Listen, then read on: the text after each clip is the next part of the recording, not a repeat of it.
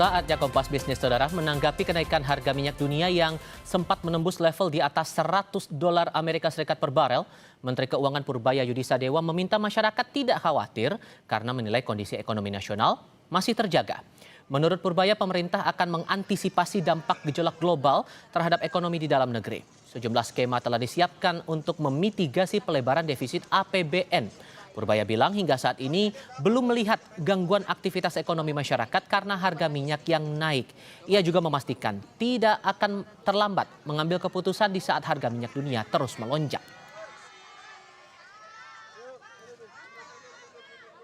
Artinya daya beli masyarakat sepertinya sudah membaik dan kita tidak resesi, apalagi dari krisis, kita jauh dari krisis. Jadi ekonomi kita sedang bagus. Teman-teman nggak usah takut, nanti kalau harga minyak dunia naik pun kita akan coba absorb lewat APBN dan kita akan kendalikan semaksimal mungkin. Pak, itu hitungannya gimana Pak? Sekarang kan udah 113 malah tadi pagi jam 10. Kan baru 1 hari, hitungan kita kan 100 tahun penuh. Rata-rata tahun berapa?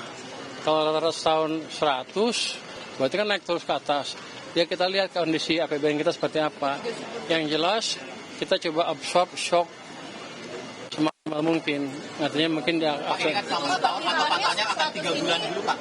Hah? Bahkan bilang kan rata-rata setahun, apakah akan diperpendek melihat 3 bulan dulu angka statusnya atau tetap mau dilihat setahun Pak rata-rata? Oh, kalau setahun udah terlambat dong. Mau di koreksi di akhir tahun udah telat. Jadi kita lihat sebulan ini kita lihat gimana sih keadaannya. Nanti kita evaluasi secara menyeluruh.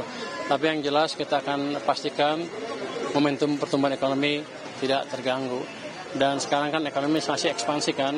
Saya belum melihat gangguan dari aktivitas ekonomi dalam negeri gara-gara harga yang naik tinggi, tapi kan baru sebentar. Jadi teman-teman yang lain jangan cepat-cepat memastikan atau menyimpulkan harga akan 100 terus.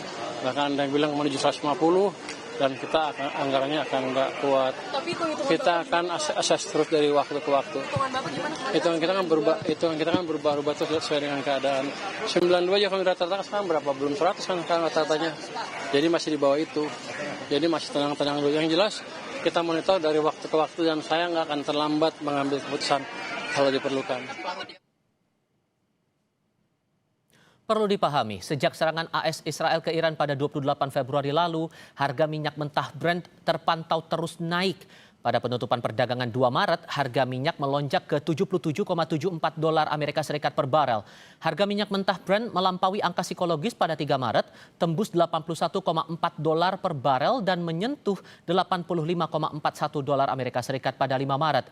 Kenaikan harga minyak makin tak terbendung menembus level $92,69 per barel pada penutupan perdagangan Jumat pekan lalu. Nah, hari Senin pukul 9.33 waktu Indonesia Barat, minyak sempat menyentuh level tertinggi di harga $118 Amerika Serikat per barel hingga akhirnya ditutup pada $98,96 per barel. Sementara kenaikan juga terjadi pada minyak mentah WTI. Pada penutupan perdagangan awal pekan, harga berada di level $71 per barel. Harga terus naik hingga menyentuh $74 per barel pada 3 dan 4 Maret. Kenaikan harga makin meroket. Pada 5 dan 6 Maret masing-masing ditutup pada harga $81 dan $90,9 Amerika Serikat per barel. Pada Senin pukul 9.15 waktu Indonesia Barat, harga minyak WTI sempat tembus $116 hingga akhirnya turun pada penutupan perdagangan di harga $87,73 per barel.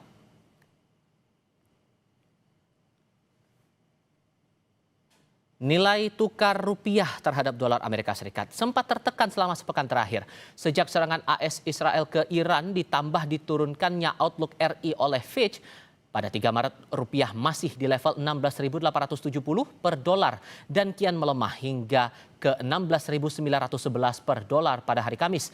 Sempat terpantau menguat pada penutupan perdagangan 5 Maret di 16.886 dan kembali melemah pada 6 dan 9 Maret masing-masing di level 16.919 dan 16.974 per dolar. Bahkan rupiah sempat diperdagangkan di harga lebih dari 17.000.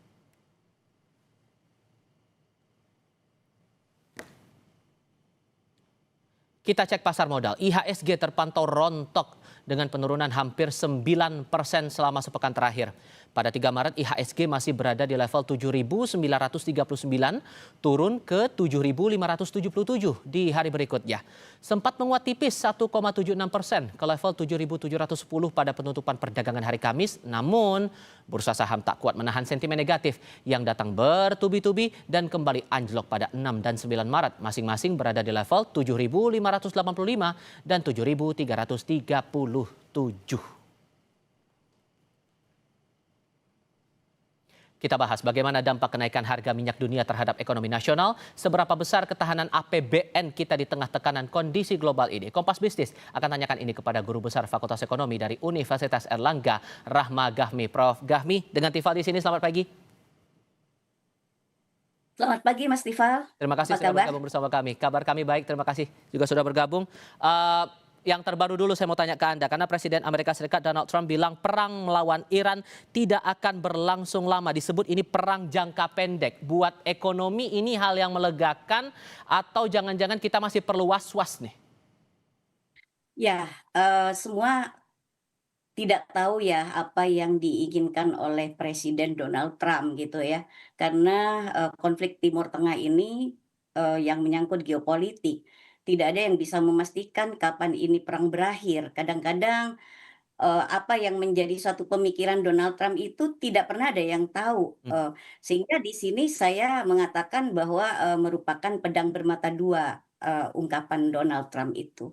Jadi kita tidak boleh berleha-leha bahwa ekonomi kita akan juga tidak terpengaruh gitu dengan adanya perang Timur Tengah gitu, Mas Tifal.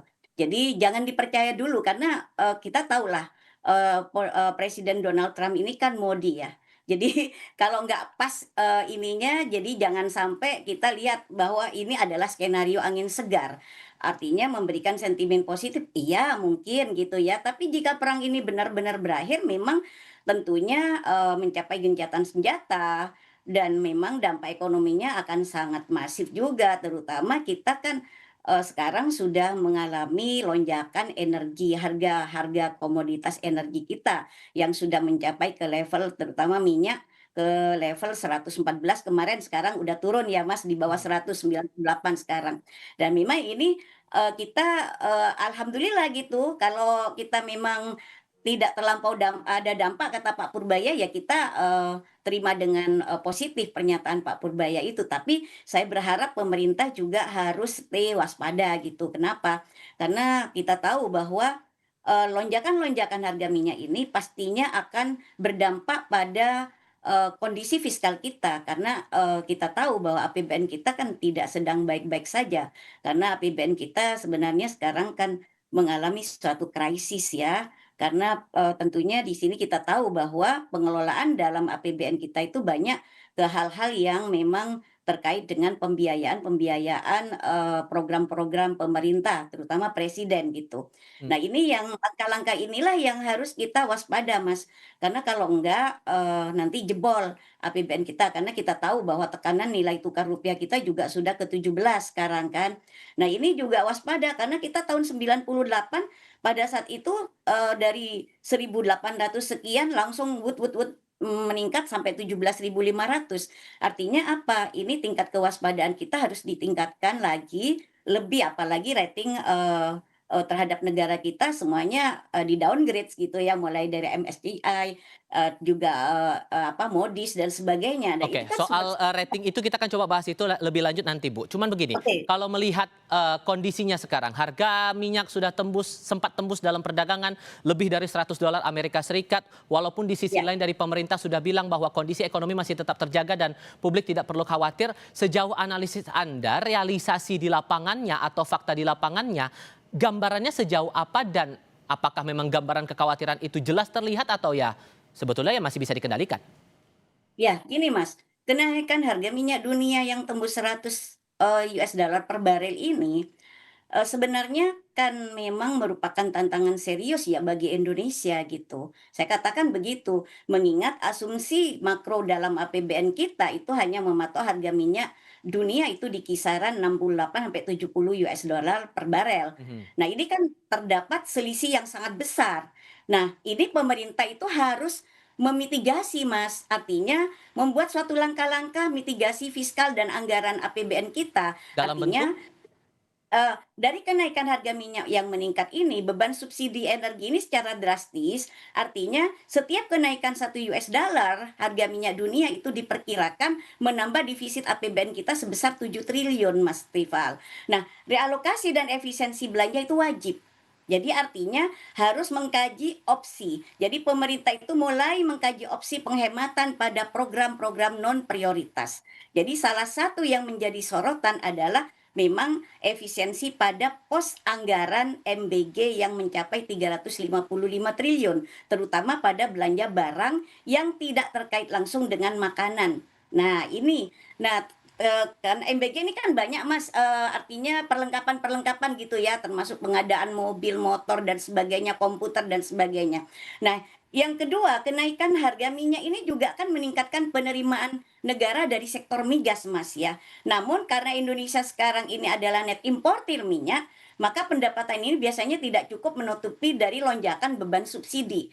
Nah, juga pemerintah harus berusaha bagaimana menjaga defisit ini agar tidak melampaui ambang batas aman 3% dari PDB kita gitu loh, Mas. Nah, meskipun skenario terburuk ini memprediksi defisit bisa melebar hingga 3,6%, Mas Tifal. hmm, Nah, ini yang perlu diwaspadai karena kalau udah defisit kita lebih dari 3% sampai 3,6 sampai 4%, ini investor semakin nggak percaya lagi, Mas, kepada kita kan gitu. hmm. Nah, ini pemerintah kan menghadapi dilema, Mas, antara menjaga daya beli masyarakat atau kesehatan fiskal. Nah, ini yang harus kita pilih. Hingga saat ini memang kalau kita lihat ya, seperti Menteri SDM itu kan memastikan harga Pertalite dan solar itu akan Tidak akan terganggu. tidak naik katanya, Hmm. tapi tidak akan terganggu katanya juga kan tidak akan naik, Mas. Tapi saya tidak yakin dan kenaikan BBM ini pasti akan mendorong inflasi. Inflasi ini, Mas, terjadi sekarang ketika kita mengalami deflasi. Deflasi itu artinya daya beli kita anjlok sekarang. Nah, seharusnya kalau terjadi inflasi menurut teori kan demand pull inflation, artinya permintaan terhadap barang itu tinggi, daya beli tinggi. Tapi ini sekarang fenomenanya unik, inflasi bersamaan dengan deflasi. Kenapa? Karena daya beli masyarakat menengah sekarang terpuruk juga gitu loh, Mas. Hmm. Nah, sekarang middle class kita itu memang terpuruk, apalagi kita menghadapi juga kelas bawah seperti itu, Mas Tifan. Nah, artinya eh, kalau kita lihat jika harga tetap bertahan di atas $100 dalam jangka panjang, maka pemerintah itu harus menyiapkan skenario berbagai beban. Artinya dengan masyarakat melalui apa? Penyesuaian harga BBM tentunya secara bertahap atau pengurangan volume subsidi, Mas. Nggak bisa memaksakan untuk subsidi ini, tapi apakah masyarakat menengah sama bawah itu sudah siap untuk seperti itu? Nah, ini yang harus diperhatikan terutama adalah terkait dengan apa namanya ketahanan stok dari dan diversifikasi pasokan BBM itu. Jadi Pertamina itu harus memastikan cadangan energi kita secara nasional itu aman. Artinya untuk tidak terjadi suatu panic buying terhadap masyarakat. Nah, Walaupun untuk kemudian dari Pertamina, sorry saya potong Prof, karena dari kalau ya, saya kutip dari Harian Kontan edisi hari ini, dari Vice President Corporate Communication Pertamina, Muhammad Barun juga sudah memastikan saat ini kami fokus menjaga pasokan energi aman dan dapat terdistribusi dengan baik ke masyarakat di seluruh ya, Indonesia. Kalau menyangkut lagi soal harga minyak ini dan berkaitan dengan APBN, sebetulnya kan dari pemerintah juga berkali-kali menyampaikan efisiensi ini sudah work, sudah kelihatan ada penghematan besar. Itu kan harusnya nolong juga dong, Prof? iya, tapi gini Mas, kita ini kan mempunyai suatu kondisi tidak seperti era 70-an. Kita sekarang sudah net import kan. Kita sudah keluar juga dari keanggotaan OPEC dan sudah lama itu kan. Nah, artinya kita ini kan masih ada ketergantungan yang juga harus lewat di Selat Hormuz kan gitu ya.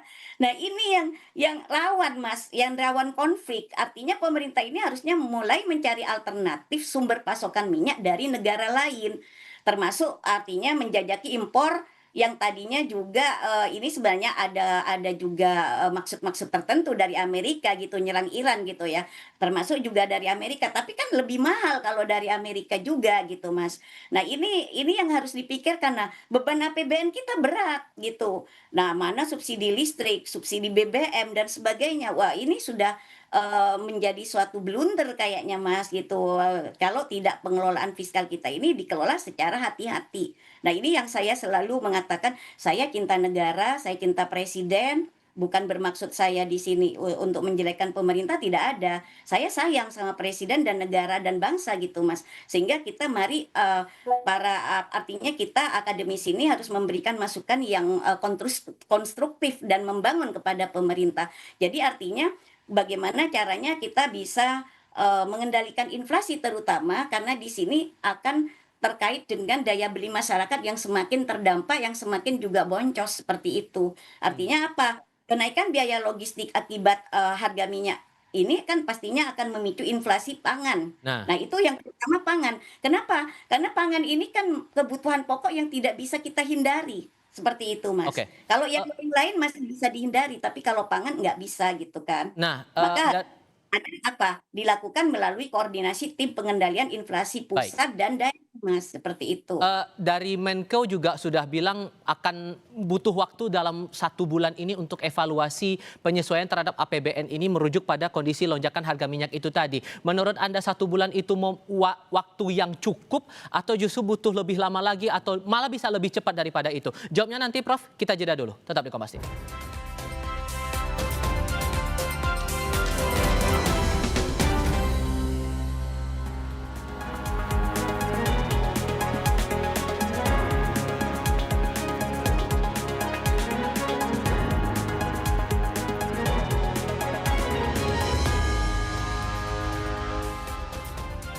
Melanjutkan diskusi, Prof. Gafmi, kalau kata Menteri Keuangan nih butuh waktu 1 bulan untuk evaluasi penyesuaian APBN. Cukup nggak waktu segitu?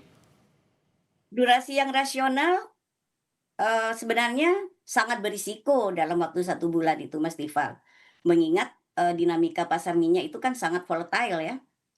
Jadi Menteri Keuangan Pak Purbaya ini sedang melakukan permainan tunggu dan juga harus wait and see gitu yang cukup menegangkan sebenarnya, Mas.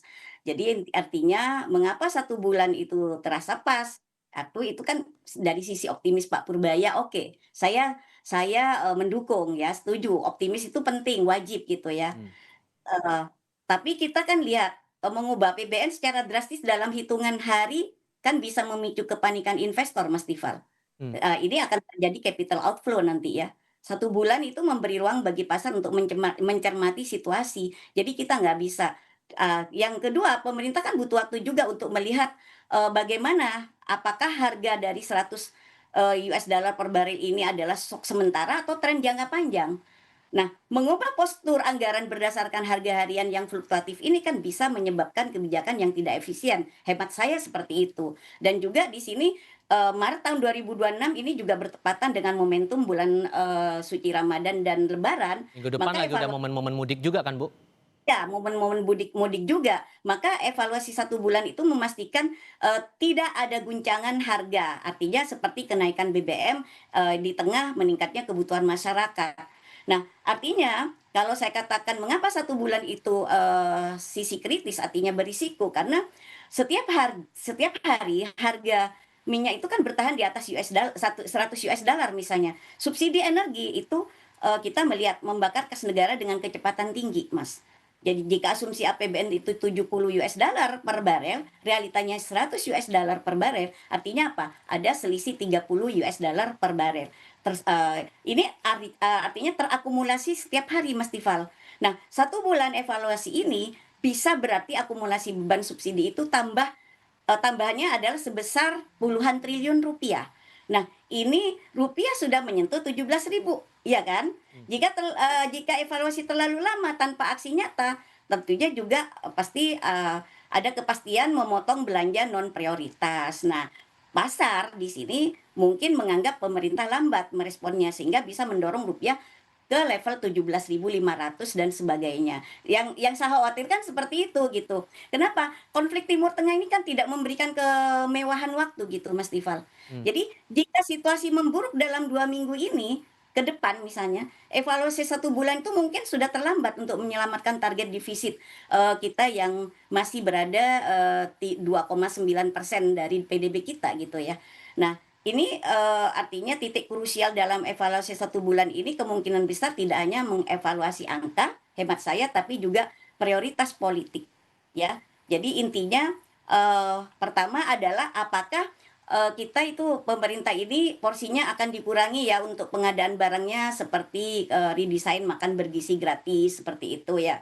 Terus juga mempercepat mandatory biodiesel untuk mengurangi volume impor minyak mentah secara instan gitu. Artinya evaluasi 1 bulan ini adalah langkah diplomatis untuk meredam spekulasi. Namun secara teknis fiskalnya pemerintah sebenarnya harus memiliki skenario darurat 2 minggu ya jika harga minyak tetap bertahan atau naik sampai 120 US dollar.